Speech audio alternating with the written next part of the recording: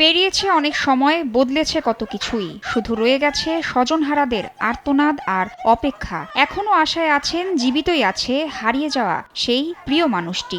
যে মানুষের বাবা হারিয়ে গেছে, এই যে শিশুরা কান্দে করছে তাদের বাবার খোঁজ চাচ্ছে, এই যে বোনেরা বলছে তাদের স্বামীর খোঁজ চায়, এই আকুতির কোনো বিকল্প নেই। জনগণ তাদেরকে কাঠগড়ায় নিয়ে এসছে, নিয়ে আসবে এবং আমাদের আন্দোলন অব্যাহত থাকবে। সরকার পতনে অনেকের জীবনে আশার আলো ফিরলেও আলো ফেরেনি এই পরিবারগুলোতে। প্রশ্ন কেবলই, কোথায় আছেন তারা? জীবিত নাকি একেবারেই হারিয়ে গেছেন?